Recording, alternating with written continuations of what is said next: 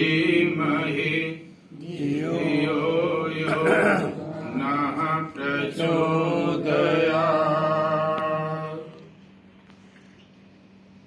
ॐ त्वं हिना पिता वसो त्वं माता शतक्रतु बभूविथ अधाते सुम्नमीमहे हिरण्यगर्भ समवर्तताग्रे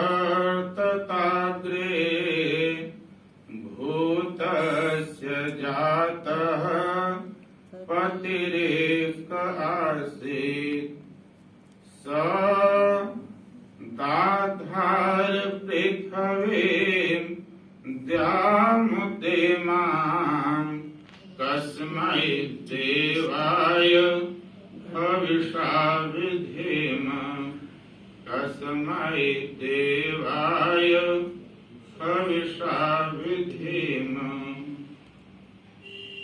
ॐ मह्यं यजन्तु मम यानि हव्या आपूति सत्या मनसो मे अस्तु एनो मणिगां कतमोचनाहं विश्वे देवासु अधिरोचतानः विश्वे देवासु अधिरोचतानः।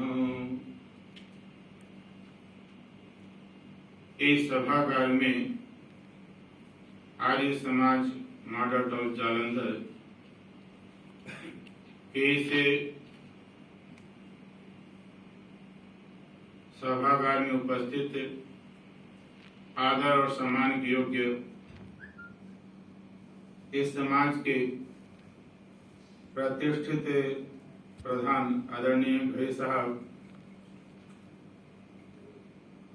मेरे साथ मंच पर उपस्थित है, जिनके मुखारबिंद से भी आप सभी भजन सुन रहे थे, आदरणीय भ्राता जी और इस समाज के धर्माचार्य जी, वंदनीय मातृशक्ति, धर्म प्रेमी सज्जनों, नौजवान साथियों, प्यारे बच्चों,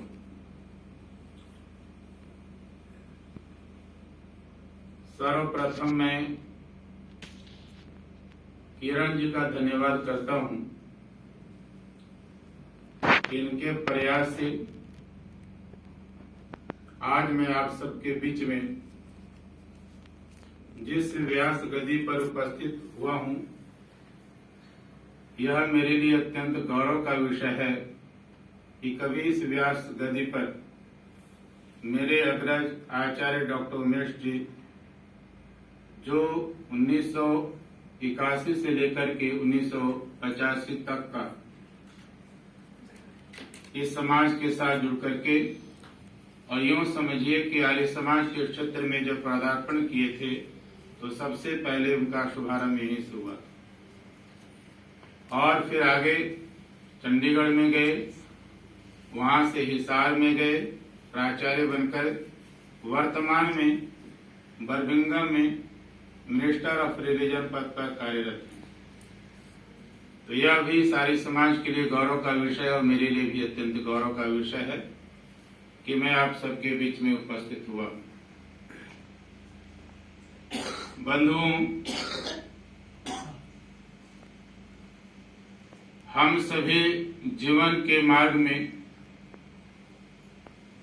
बहुत उन्नति प्रगति करना चाहते हैं और उन्नति प्रगति करने के लिए जिस राह का हम राही बनना चाहते हैं, सही तरीके से राही बन गए तो हम अपने मंजिल को छू जाएंगे और जीवन में हर प्रकार से भौतिक और आध्यात्मिक दोनों प्रकार की संपदा से जीवन सबका भरपूर होगा, बशर्ते हमें एक अपने आप में व्यवस्था में रहने के लिए स्वयं को तैयार करना होगा। बहुत सुंदर भजन के माध्यम से हमें उद्बोधन दिया जा रहा था, प्रेरित किया जा रहा था कि इस संसार में सबसे प्यारा यदि किसी का नाम है तो वह ईश्वर का नाम है। ईश्वर का सबसे प्यारा नाम है। क्या हम और आप कभी ईश्वर के बारे में या उसका जो प्यारा नाम है उस नाम के बारे में विचार करते हैं? और जब हम सही तरीके से विचार करने का प्रयास करते हैं तो हमारा जीवन उसी दिशा में आगे बढ़ता है और जीवन भी धन्य हो जाता है। यज्ञ हम सभी कर रहे थे और यज्ञ करने के क्रम में एक बहुत ही प्यारा मंत्र आया, जिस मंत्र के अंदर परमात्मा के स्वरूप की चर्चा की गई, ईश्वर के स्वरूप की चर्चा की गई है और उसके नाम की भी चर्चा की गई है। और मंत्र क्या है? ओम आपो ज्योतिरसो अमृतम ब्रह्म भूर्भुवः स्वरोम स्वाहा। हम सभी यज्ञ कर्म में इस मंत्र का आह्वान करते, आहुतियां प्रदान करते हैं। क्या हम सब कभी इस मंत्र के ऊपर विचार करते हैं? यहाँ पर इस मंत्र के माध्यम से जिसे हम ईश्वर कहते हैं उसका सच्चा स्वरूप वर्णन है। मंत्र आया ओम आपो ज्योति रसो अमृतम। आपः का संस्कृत में अर्थ होता है जल, और जल अगर हम किसी क्षेत्र में उसको हम डालते हैं तो जहां तक वो जल जाता है सब बराबर जैसा हो जाता है। जल के बीच में कहीं कोई लकीर आदि नहीं खींचा जा सकता। कहा इसी तरीके से वह परम पिता परमात्मा संसार के अंदर सर्वव्यापक होकर के कण कण में विद्यमान है। समुद्र की गहराई में भी है और पहाड़ की चोटियों पर भी। पूरे ब्रह्मांड में उसकी सत्ता समाई हुई। ऐसा वह सर्वशक्तिमान सर्वव्यापक परमात्मा है। और कहा हुआ ज्योति स्वरूप है। ज्योति का मतलब है प्रकाश। जब हम प्रकाश की बात करते हैं, परमात्मा के बहुत सारे नामों में महर्षि दयानंद ने सत्यार्थ प्रकाश के प्रथम समलास में जहां पर 101 नाम की चर्चा की है, वहां पर एक शब्द आता है विराट।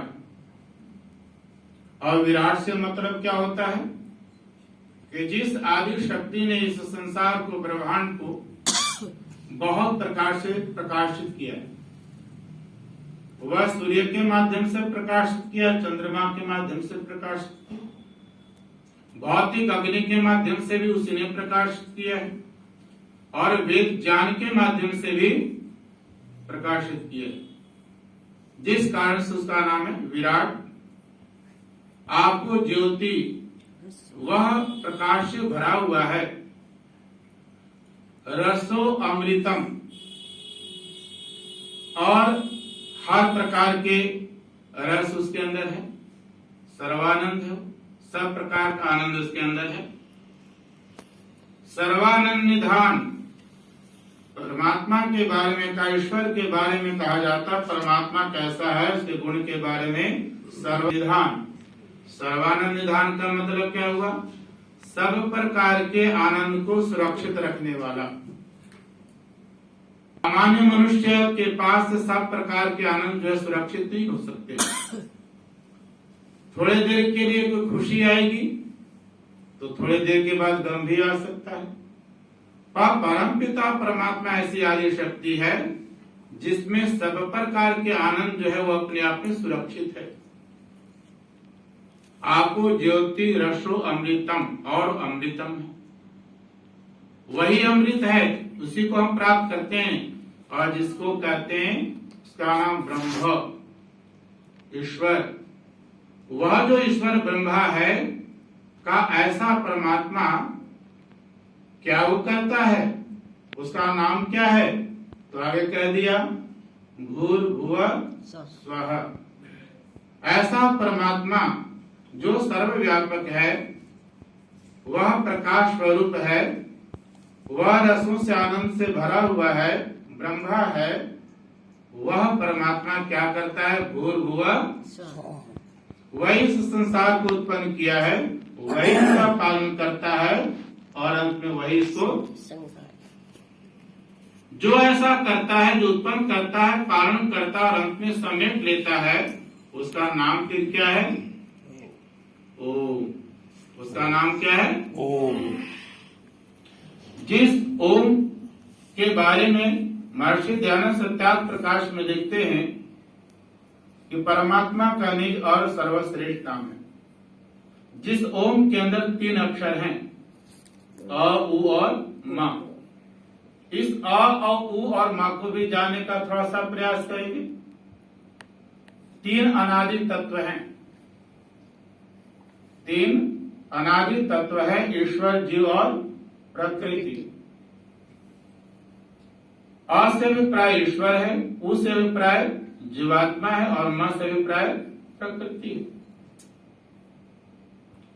एक तरफ ईश्वर, बीच में जीवात्मा, और दूसरे तरफ है प्रकृति है। यह संसार जो बना है वह किस लिए ईश्वर ने बनाया है? हम सभी जीवात्माओं के लिए बनाया है। संसार के समस्त जीवात्माओं को जीने के लिए बनाया है, जीवन को ठीक तरीके से व्यतीत करने के लिए बनाया है। और देखिए, परम पिता परमात्मा जिसे हम कहते हैं, ईश्वर कहते हैं, उसमें उसको कहा जाता है सच्चिदानंद, सत, चित और आनंद। ये 3 प्रकार की शक्ति, सत, चित और आनंद, जिसे हम जीवात्मा कहते हैं। शरीरधारी नस नाड़ियों के साथ जो जुड़ा हुआ है, ये केवल सत और चित है। और जिसे हम प्रकृति कहते हैं, वो केवल मात्र सत है। तो बीच में जीवात्मा है, वो सत और चित से जुड़ा हुआ है। इसे आनंद चाहिए, इसे सुख चाहिए, इसे मोक्ष चाहिए। तो देखिए, जब हम लिखते हैं अ, उ और म, तो उ जो है वो अ के साथ जुड़ा हुआ, अ की तरफ है। अ और उ मिलता है तो व्याकरण के अंदर गुण संधि होकर के ओ बन जाता है। मैं अध्यापक हूं, बच्चे कई बार लिखते हैं ओम, यहां पर भी कहीं लिखा होगा, बीच में जो आता है ई की तरह, वो ई नहीं है, वो 3 अक्षर है। हिंदी के 3 हैं। अंग्रेजी में जैसे 3 लिखते हैं, वैसे हिंदी में वो 3 अक्षर है, प्लस का निशान। ओम के अंदर जो 3 अक्षर उसका प्रतीक है, या उत्पन्न करना, पालन करना और संहार करना, उसका वो प्रतीक है, वो ई नहीं है। तो ओ में ही अ और उ बना गुण संधि से। तो अ प्लस उ प्लस म, ये 3 अक्षर हो गए। आदि मध्य और अंत का द्योतक हो चुका। तो देखिए, उ जो है वो अ की तरफ जुड़ा हुआ है। क्यों जुड़ा हुआ है? क्योंकि उ के पास, जीवात्मा के पास सत और चित अपना है। इसके पास एक चीज की कमी है। वो क्या कमी है? वो आनंद की कमी है, जो ईश्वर के पास है। सत, चित और आनंद है। जीवात्मा केवल सत और चित है। इसलिए आनंद को प्राप्त करने के लिए इसको उ की तरफ, आ की तरफ जोड़ दिया गया। अगर ये म की तरफ जोड़ने का प्रयास किया जीवात्मा, तो म के पास, प्रकृति के पास केवल और केवल मात्र सत है। यानी जीवात्मा के पास सब और चीज चेतनता है, वह भी अपने आप यह भी चला जाएगा। आनंद की तो दूर की बात रही। इसलिए हम सभी संसार के जीवात्माओं को, मनुष्यों को, हम अपना भला चाहते हैं, अपना कल्याण चाहते हैं, तो हमें और आपको हमेशा ही ईश्वरीय भक्ति में लग करके, परमात्मा की भक्ति में लग करके यज्ञ आदि श्रेष्ठ कर्मों को करते हुए जीवन को आगे बढ़ाने का प्रयास करेंगे, तब इस संसार के अंदर हमें भौतिक और आध्यात्मिक दोनों प्रकार की समता को प्राप्त कर पाएंगे। नहीं तो इसे संसार के अंदर, भौतिकता के अंदर, चकाचौंध के अंदर भटकते चले जा रहे हैं। मैं आपको निवेदन करना चाहता हूं, यह सब संभव है, पर कैसे संभव है? जब हम यज्ञ और संस्कारों के साथ जुड़ करके अपने आप को चलाने का प्रयास करेंगे। अभी ये जमान दंपति बैठे थे, इन्होंने अपने वैवाहिक वर्षगांठ के ऊपर यज्ञ किया और इनकी पोती का भी जन्मदिन था, उसके बारे में भी हम सब ने शुभकामना दी। विचार कीजिए, यज्ञ का अपने आप में संस्कारों का कितना बड़ा महत्व है। यह बताया गया है संस्कार के संदर्भ में, यज्ञ के संदर्भ में।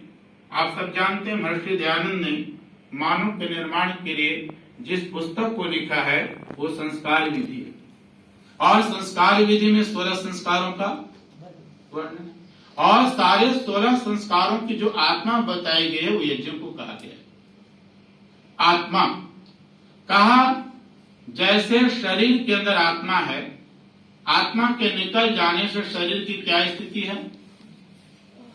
विचार कीजिए, कल्पना कीजिए।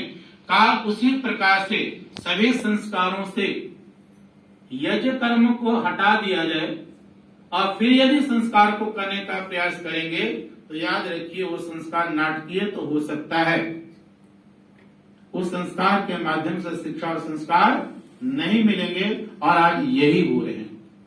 कल मैं रात्रि में पूरी रात विवाह संस्कार करवा रहा था।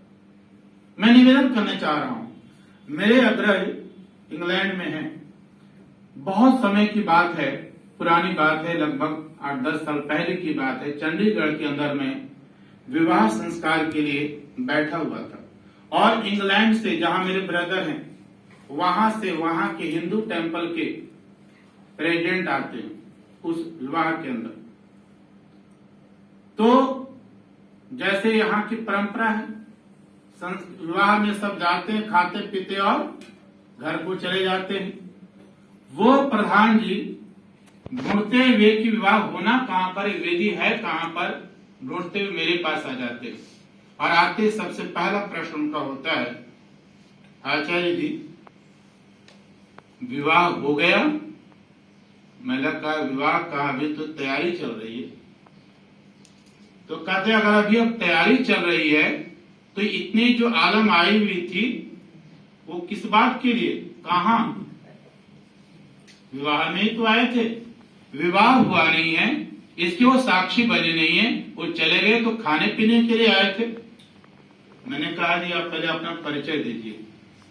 कहते मैं इंग्लैंड से आया हूं, वहां हिंदू टेंपल का मैं प्रेसिडेंट हूं, और उन्होंने कहा कि वहां पर जो विवाह किया जाता है, बाराती आती है, पहले वो रस्म किया जाता है, दोनों पक्ष के पूरी व्यवस्था के साथ वो बैठते हैं, आचार्य को पूरा वेशभूषा में बैठना होता है और विवाह करवाते, सारे साक्षी होते हैं, आशीर्वाद दिया जाता है, फिर वो जाते खाते पीते हैं।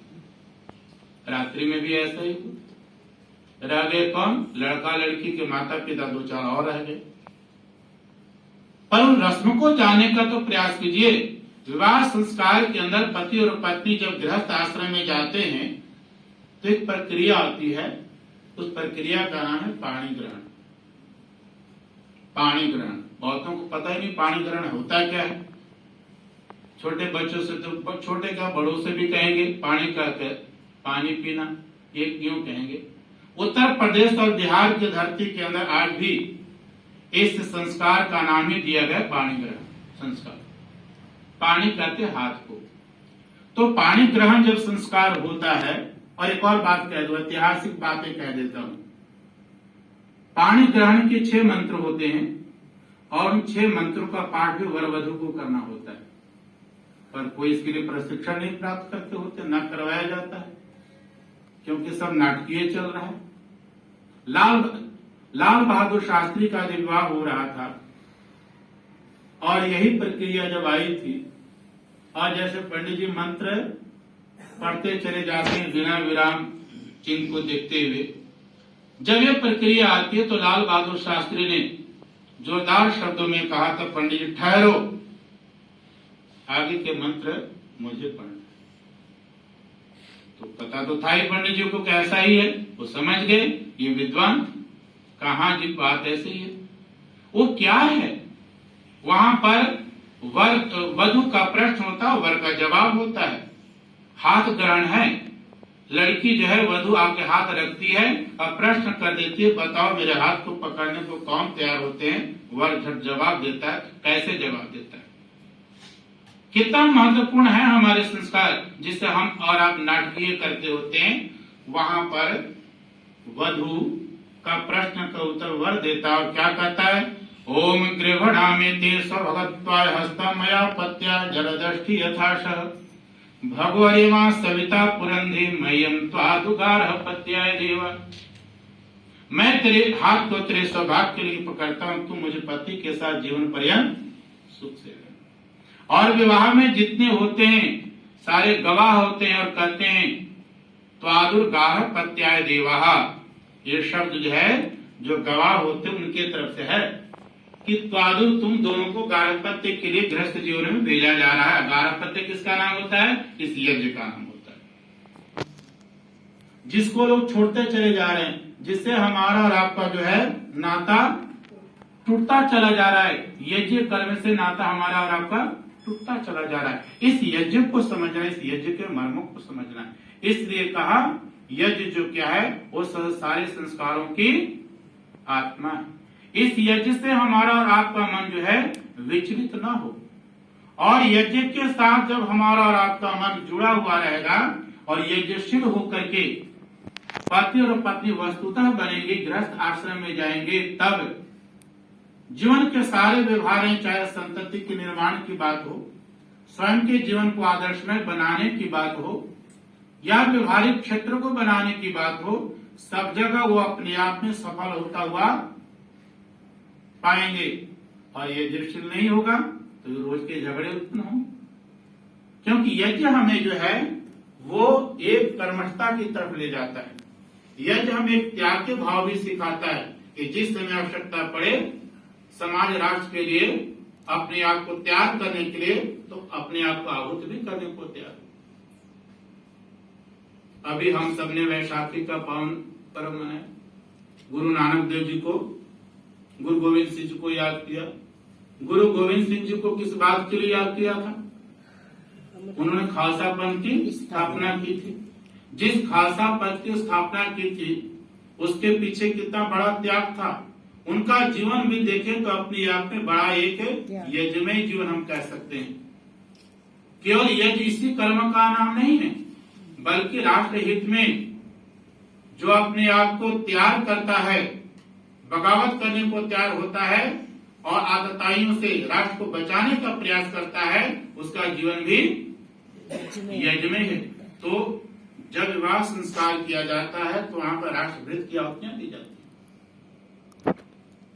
हम देखते हैं गुरु गोविंद सिंह जब खालसा पंथ की स्थापना के लिए सभी सिखों को जो है भाइयों को संगठित करने का प्रयास किया, उन्हें ऐसा महसूस हुआ कि ऐसा नहीं किया तो औरंगजेब का जो है मुगलों का जो चल रहा है आंदोलन हमारे ऊपर हावी हो जाएंगे। सब कोई संगठित करना चाहते हैं, और जब संगठित करना चाहे आनंदपुर साहब के अंदर, वहां पर सारे लोग जब आते होते हैं, हिंदू परिवार के लिए भी इकट्ठे होते हैं वहां, तो उनके लिए एक प्लेटफॉर्म दिया गया, चबूत बनाया गया था, और उनके पीछे क्या था, एक तंबू था। और जब वहां पर वो आ जाते हैं, गुरु गोविंद सिंह जी के हाथ में एक नंगी तलवार लिए और ऐसे हिलाते हुए कहते हैं, अपने सिख भाइयों को सबको संबोधित करते हुए कहते हैं, ये नंगी तलवार जो है ये बलिदान चाहता है, किसी का सिर चाहता है। सब के सब बड़े अवाक हो गए, चुप हो गए, कोई तैयार नहीं हुआ। एक लाहौर का व्यक्ति, हिंदू परिवार, धर्म सिंह जी, वो खड़ा होते हैं, कहते मैं अपने आप को सिर देने को तैयार होता हूं, और उसको तंबू के पीछे ले जाते हैं। थोड़ी देर के बाद बाहर निकलते हैं तो उससे नंगी तलवार के अंदर खून लगा, और सबको लगा काम तमाम हो गया। और फिर नंगी तलवार को घुमाते और कहते हैं अभी इसकी प्यास बुझी नहीं है, एक और का सिर चाहता है। तो ऐसे करते 5 लोगों को आह्वान किया, 5 बार किया, और 5 लोग वहां पर अपने आप को सिर देने को तैयार हो जाते हैं। और वो जब फिर ले जाते हैं, अंत में उन लोगों को केसरिया वस्त्र में मुकुट के साथ बाहर लाते हैं, और सबने देखा, आश्चर्यचकित क्या हुआ। गुरु गोविंद सिंह ने कहा ये जो 5 इनका सिर नहीं काटा गया, बल्कि इनकी परीक्षा ली जा रही थी, अग्नि परीक्षा ली जा रही थी, ये राष्ट्र के लिए समर्पित है कि नहीं है। अगर ये पूर्ण रूप से समर्पित हैं, डरने वाले नहीं हैं, तो यही देश को जो है बचा पाएंगे। यज्ञ कर्म करते विवाह संस्कार के अंदर ऐसे मंत्र भी आते, इस बात के लिए तैयार किया जाता है। मैं आपसे पूछना चाहता हूँ, नाटकीय कर्म के माध्यम से और आचार्य को तंग करेंगे, जल्दी जल्दी जल्दी जल्दी करवाइए, तो कहाँ प्रक्रिया को समझा पाएंगे। और यही होता है। मैं पूछना चाहता हूँ, सारा विवाह संस्कार किस बात के लिए होता है? उसी फेरे के लिए, अग्नि के साक्षी होने के लिए तो होता है। उसको गौण कर दिया जाता है, बाकी नगाड़े में, नाचने में, है ना, खेल कूदने में पूरा समय लगता है। फोटोग्राफर एक एक उनकी फोटो लेने में वो जितना लगा सकते हैं लगा लेते हैं, पर जब ये समय आता है तो सब आवाज देते पंडित जी जितना जल्दी। तो कहां से शिक्षा संस्कार मिलेगा? यज्ञ को मर्म को समझने का प्रयास कीजिए। यज्ञ हमें जो है वो हमेशा जो है सही रास्ते पर ले जाना चाहता है, जीवन को अच्छा बनाना चाहता है। तो कहा जब हमारा और आपका जीवन यज्ञ होगा तो क्यों नहीं संतति अनुकूल बनेगी, क्यों नहीं जो है राम राज्य की जो कल्पना करते हैं उस तरह का राम जन्म लेगा। वेद हमें क्या कहना चाहता है? 5 मिनट तुम्हें वाणी को विराम देना चाहूंगा, समय हो रहा है ना। वेद क्या कहता है? अनुव्रतः पितुः पुत्रो मात्रा भवतु सम्मना जाया पते मधुमतिम वाचम वदतु शांति। वेद क्या कहता है? अनुव्रतः पितुः पुत्रो, पुत्र जो है वो पिता का अनुव्रती हो, मात्रा भवतु सम्मना, और माँ के मन को जीत लेने वाला हो। माँ के अनुव्रती शब्द नहीं आया है, वेद की मर्म को जानने का प्रयास कीजिए। मात्रा भवतु सम्मना जाया पते मधुमतिम, जाया पत्नी जो है वो मीठी वाणी बोलने वाली हो, तभी गृहस्थ बढ़िया चल पाएगा। ऐसा जब होगा तब घर के अंदर सुख शांति आनंद ऐश्वर्य धन धान्य इन सब की पूर्ति होगी। यहाँ प्रश्न आया है कि पुत्र पिता का अनुव्रती हो, आदेश का पालन करने वाला हो, ये शब्द है। हम देखते हैं राम राज्य की बात करते हैं।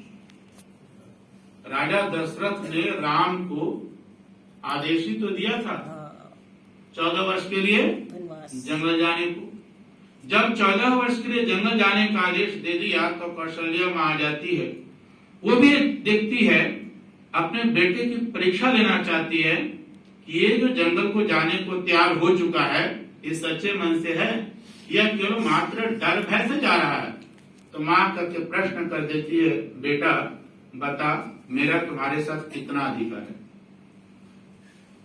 तो राम ने कहा, मां क्या बात कर रही हो, आपका भी वही अधिकार है जो पिता का आदेश अधिकार होता है।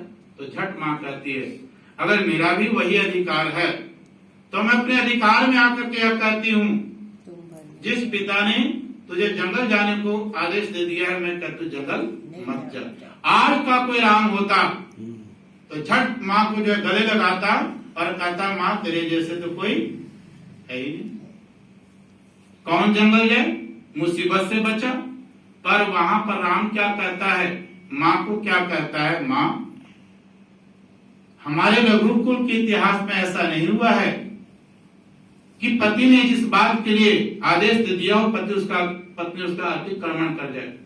अगर ऐसा हो गया तो रघुकुल की जो रीति है वो मिटती जाएगी, संस्कृति समाप्त होती चली जाएगी। सो मुझे तो जंगल जाने दो, इसमें मेरा भी भला होगा कहीं न कहीं और राष्ट्र का भी भला होगा। यही हमारी संस्कृति है। तो वहां माँ तो परीक्षा ले रही, माँ के मन को जीत लिया, माँ के मन को जो है विश्वास में ले लिया, प्रसन्न कर दिया। तो ये कहता है अनुव्रत पितु पुत्रो, पुत्र कैसा हो, पिता का अनुव्रती हो। सच में पुत्र जिस समय अपने पिता का, हाँ पर पिता भी कैसा, वो भी संस्कारित हो, वो भी संस्कारित हो, शिक्षित हो, वेदानुकूल हो। अगर पिता शराब पीने वाले हो फिर उसका अनुव्रती बन जाए फिर क्या होगा, वो भी शराब। ऐसा नहीं, जिस समय पिता अपने आप में संस्कारित है, मैं जीवन उनका है, ऐसा पुत्र यदि आदेश का पालन करेगा तो निश्चित उसका भला होगा। हो सकता है उस समय के लिए कष्ट हो, है ना, वेद विद्या पढ़ने में, अच्छे संस्कारों को लेने में तो जो कष्ट होते हैं, उस कष्ट को कष्ट न समझ करके एक अमृत समझ करके जब संतति उसको ग्रहण करती है तो वही संतति समय आकर के जो संसार का आकाश में ऊंचाइयों को छूती है कि उसका जीवन जो है बहुत ही यज्ञशील बनता चला जा रहा है, संस्कारों के माध्यम से जुड़ता चला जा रहा है। बंधुओं, मैं निवेदन करता हूं, समय का अभाव है, जो मुझे समय दिया गया था समय वो पूरा हो रहा है। आप सबके बीच में मैं आया, पुनः मैं किरण जी का हृदय की गहराई से धन्यवाद करता हूं। उनकी प्रेरणा रही, बहुत बार कहती रहती थी, मैं समय नहीं दे पाता था, आज भी देने की स्थिति में नहीं था, रात का तो मैं जागता ही रहा, नींद भी आ रही है। तो आप सबने ध्यान से सुना है। निवेदन यही करना चाहूंगा कि हम अपने बच्चों को योग्य बनाने का प्रयास करें, संस्कारित करने का प्रयास करें और आर्य समाज के सत्संग के साथ जोड़ने का प्रयास करें। तो निश्चित रूप से समय आकर के यही संतति जो है पुनः दयानंद के रूप में, विवेकानंद के रूप में, चाहे हमारे जो आर्य समाज के महापुरुष हुए हैं उनके रूप में विख्यात हो पाएंगे और अपने यशस्वी शरीर को जो है संसार के आकाश में ऊंचाइयों तक ले जा पाएंगे। आप सबका बहुत बहुत धन्यवाद। बहुत बहुत धन्यवाद आपका। और